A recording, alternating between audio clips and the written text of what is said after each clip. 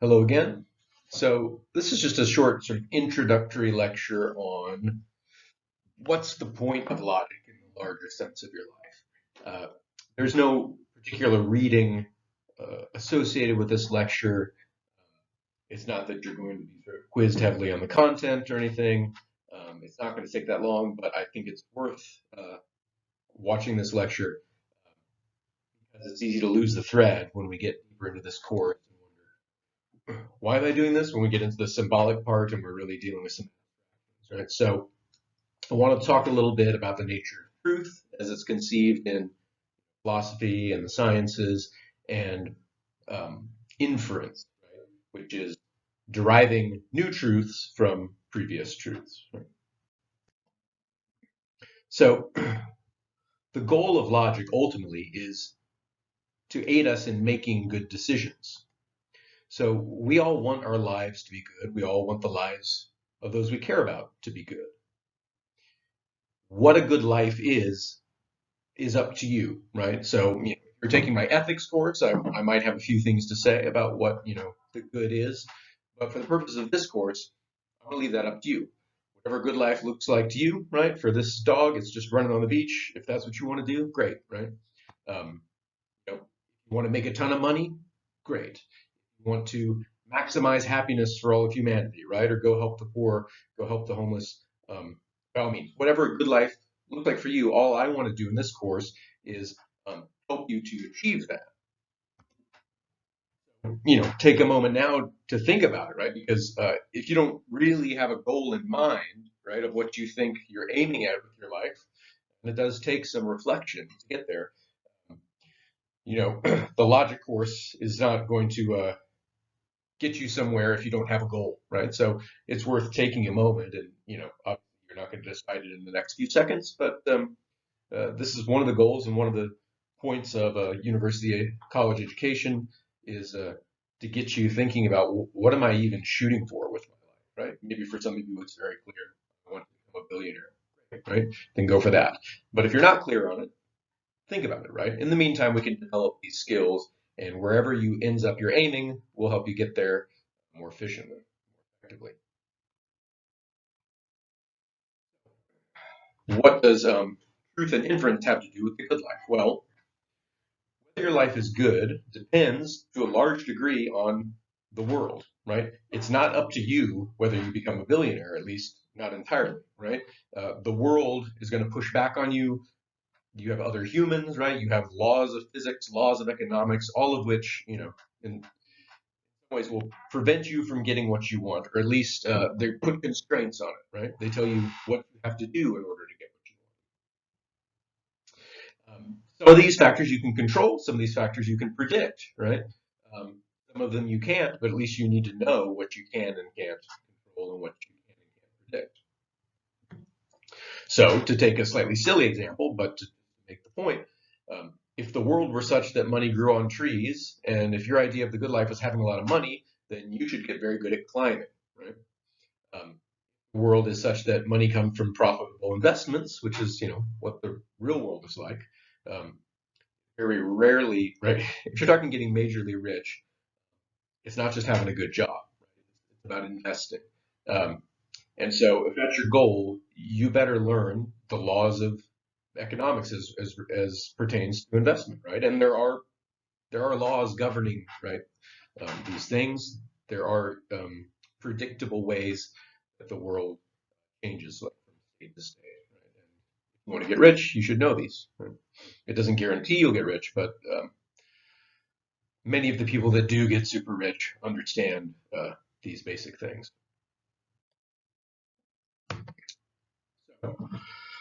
So the world, in part, right, determines whether we get the good life. Um, we need to know about the world, right? So here is how we conceive of the world in philosophy, and I think most scientists, right? Um, the world is always, at any point in time, in some particular state. So if interest rates are currently at 7%, then that means they are not at 3%, right? It can't be both at the same time. The Earth is currently round, right? Um, Therefore, it is not flat, right? It can't be both at the same time. So there is always one at any time determinate state, any aspect of the world that you might be interested in. The world goes from state to state, right? It does change, but it does so in lawful ways. If you know the laws of physics, you can predict, where a rocket will land if you shoot it up. If you know the laws of biology, you can predict whether a certain treatment will cure a certain disease. If you know the laws of psychology, you can predict what sorts of decisions people will make, right? That's very useful in marketing and a lot of different jobs because a lot of different jobs um, people to part with their money, right? It's useful to know the laws of psychology there. And if you know the laws of economics, you can predict how prices will change, how bonds will go up and down. So, the world is not in our control, but it is predictable. Now, some of these laws are not deterministic, they are probabilistic, right? So, um, even if you know everything about the current state of the world and you know all the laws, it doesn't mean you can, with 100% accuracy, predict the future, but you can more often than not. And getting right more often than not over the long run is pretty great, right? If I knew I could go to Vegas and 51% of the time win on blackjack, then I would move to Vegas and spend all my time there because that's right. If 51% of the time, that's it. You can make a living, you can make it rich doing that, right? So you don't have to be 100% sure about everything in order to nonetheless succeed. Right? So statements that accurately describe the world, right? Whatever state it happens to be in, be it round or if interest rates are 7% and so on. Um, Sentence, right, that just accurately describes the world, we call it true. A statement that does not accurately describe the world, we call it false. That's probably the basic intuitive notion of truth that you had already, right? Hopefully you didn't take any college courses that confused you about that because really it is sort of that basic. True statements, right? So truth and falsity are properties of linguistic items, right? So the earth itself is neither true nor false, right? It's only sentences that are true or false, or beliefs, which are like sentences in your head, right? So when the word comes out of my mouth, the sentence comes out of my mouth, the earth is round. That's the sort of thing that can be true or false, and it's made true if it matches the world. What are some true statements? What are some false statements? Think of some yourself, right? Um, Nate is 6 feet tall. False statement, right? What makes that false? Well, you could get out a ruler and measure me, and in fact, I am less than 6 foot tall, right? I'm like 5'10", right? So again, it's just our statements. Do they match the world or do they not, right? Um, Now, some might be surprising, right? So, for example, if I say uh, coconut is disgusting, right? I don't care for coconut. You might think, well, that's a subjective thing. I think coconut is great. Well, that's nonetheless a true statement. It's a true statement about my own brain and about my own tastes, right? So Nate thinks that coconut is disgusting is true of Nate. That's not a contradiction to say Nate thinks coconut is disgusting, but someone else thinks coconut is delicious, right? So we can also have true and false statements about what's going on in people's brains. Right? It doesn't. That's still a part of the world, your brain. You can still have true or false. Um, well, we'll stop there. So this is Alfred Parsky. He's a Polish logician who gave us our theory of truth that we are operating with here, or at least formalized it, right? So the reason again, I said this is probably the intuitive notion of truth that you've been working with your whole life, but the more college courses you take, you might hear more about like, oh, maybe truth is relative. What's true for me might not be true for you. I have often people talk about, well, my truth is such and such, right? In this class, there's no such thing as my truth and your truth, right? Truth is just truth because there's only one world and it's only in one state at any given time, right? So when people talk about my truth, I think they're typically talking metaphorically, right? Um, some people have some more complicated arguments for why truth is relative. But I think for the most part, um, when people say, "Oh, well, my truth is that art is the most important thing in life," or whatever, they're just talking about their own tastes, and that's fine, right? It's a little strange to call it my truth, right? They should just say my opinion or my belief or my taste, right? But in any case, for us, right, every statement if it's attempting to describe the world, will be true or false, and not both. And if two people are saying contradictory things, one of them is correct and one of them is incorrect.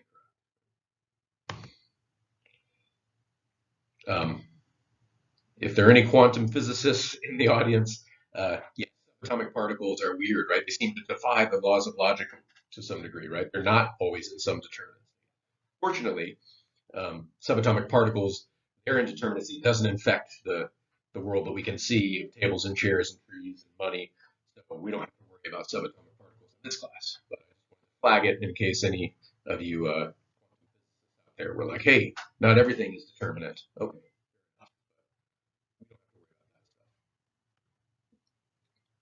And as I said, right, truth can be about your mind, but that doesn't mean that truth is relative, right? That just means that we're describing one person's taste, and we can accurately describe that. And we can accurately describe another person's taste, and their taste might be different, right? Um, Even opposite on the same thing, but that's not a contradiction in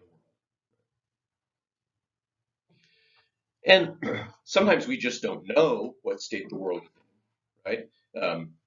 So this is what science is about, trying to figure out things that humans don't quite know yet, right? And scientists will often disagree when they're on the frontier of knowledge. So there might be one scientist who's saying predicting that global warming will go up 1 degree in the next 50 years, and there might be another scientist that says no, it's 3 degrees, right?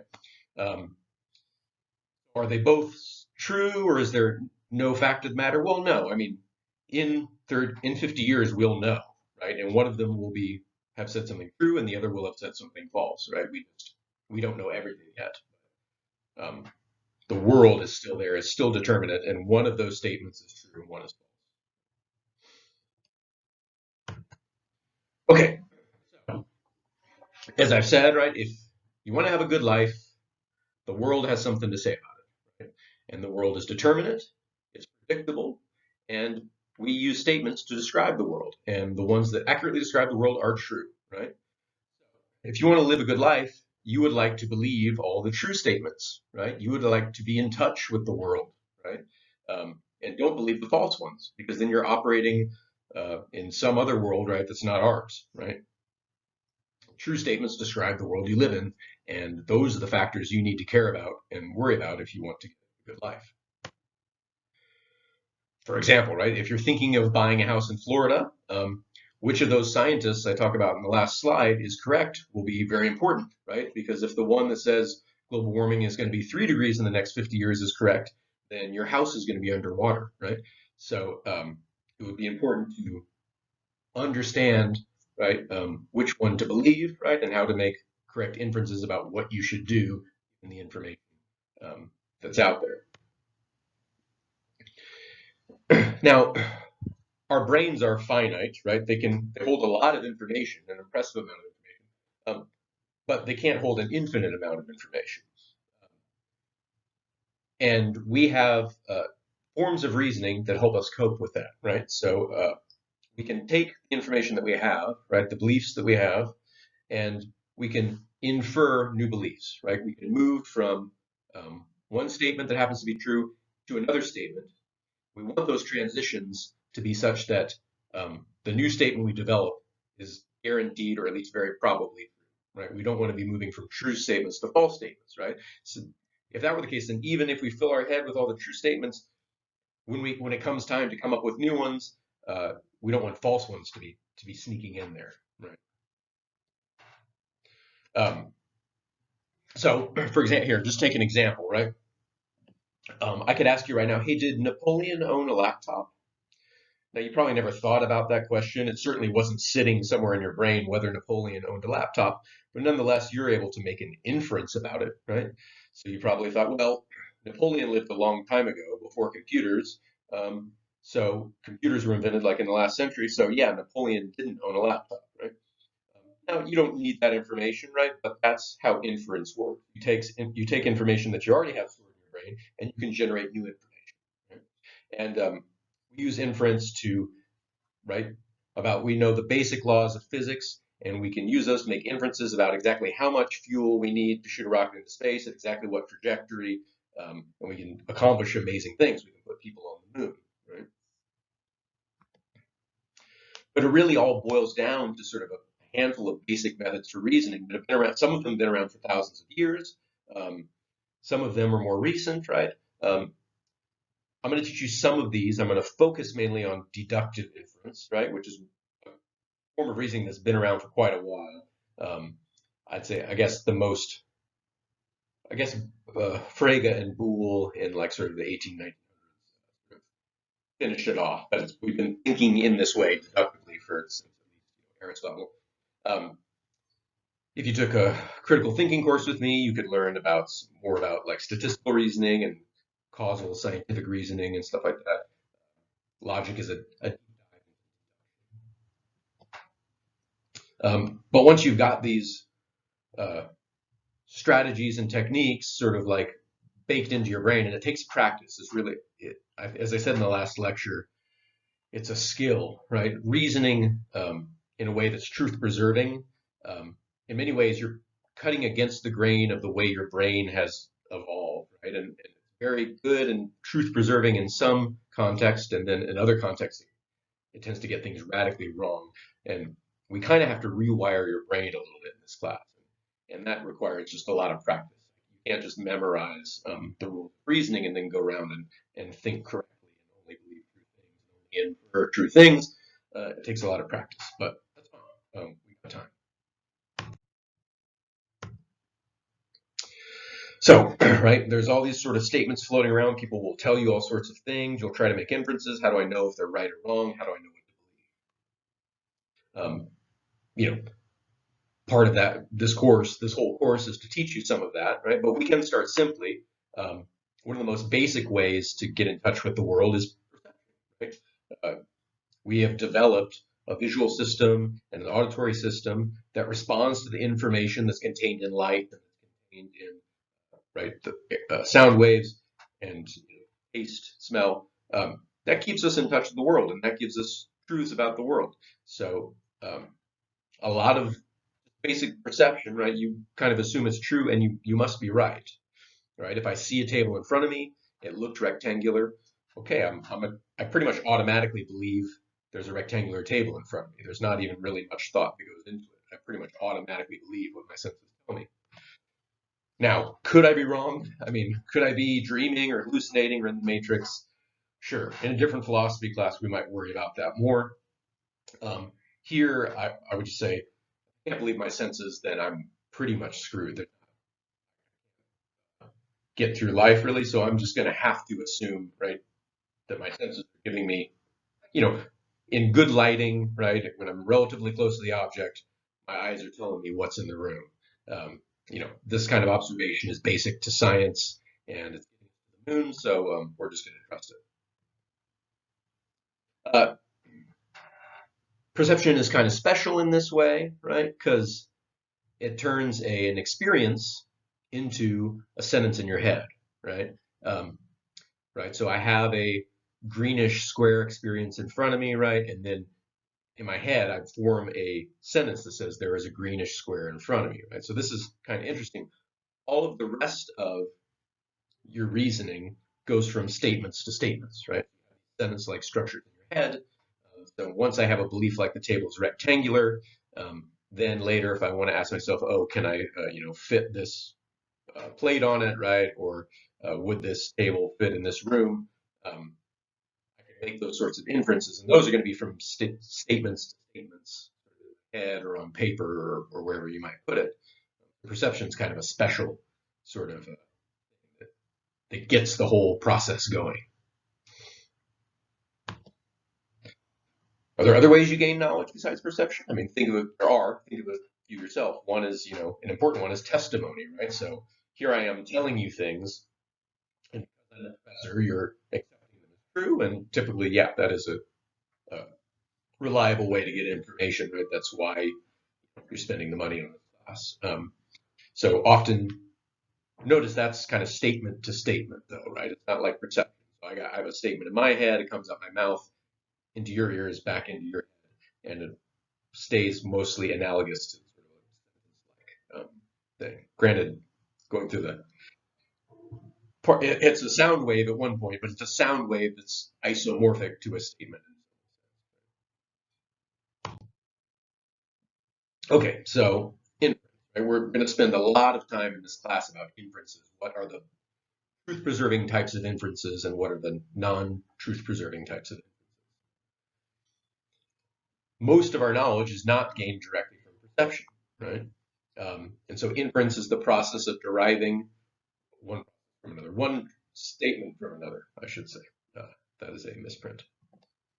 So if I know the statement that chair is blue, I can infer other things. I can infer the chair is colored. I can infer there is a chair in the room, and so on. If I also know that my partner hates blue, I could infer my partner will hate that chair, and so on, right? You know, with Napoleon and the laptop and stuff like that. We do this all the time.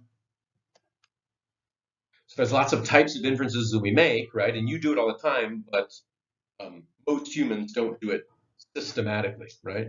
And we don't automatically understand that some of the inferences we make are good ones. They start with true statements and they end with true statements. And other ones that we tend to make are bad ones, where they don't give us conclusions that are even likely to be true. So the good types of inference, we'll call them truth preserving, right? Um, and the bad types of inferences don't preserve truth. They give you move from one statement to another statement that's not even probably true. So the name for the bad kinds of inferences, we call them fallacies, right? Um, Sometimes we call them heuristics or cognitive biases. Uh, the fallacies, that these will be the next lectures, right? Fallacies and cognitive heuristics, we'll go through a whole list of them. We can't cover all of them in the class, right? The main distinction is fallacies have been around for thousands of years. People have recognized that there are ways that people reliably get it wrong when it comes to making inferences. The cognitive biases and heuristics have been discovered more recently in sort of psychological studies.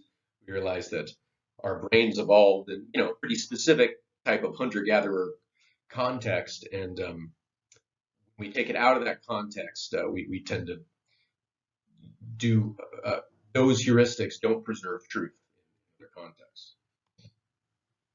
So that would be the beginning of the course, right? Is you know, I'm going to start by trying to convince you that your brain is broken a little bit. You will probably be tricked by some of these fallacies. You recognize, oh yeah, I do this, or I've seen other people do this, and I didn't even dawn on me that this was a bad way of inferring.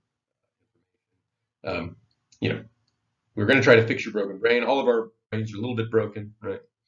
Um, but this is a background of like you do an amazing job of making inferences on an everyday basis, right? Like I get behind the wheel of a car, right, and start driving at 70 miles an hour because I have a basic faith that everyone is making good decisions. People are saying, "Oh, I see brake lights in front of me. I infer that that car is braking, and I infer that if unless I brake, I'm going to slam into that car, so I'm going to brake." There's all sorts of like inferences that we're making all the time that like we all rely on, right? So we're doing pretty well for just a few pounds of meat inside our skull. Um, Try like building a robot that can car across a street safely. It's actually very, very difficult. Our brains are amazing, but they need a little help sometimes, and that's the point of this. I will see you next time. We'll start to dig into these fallacies and heuristics.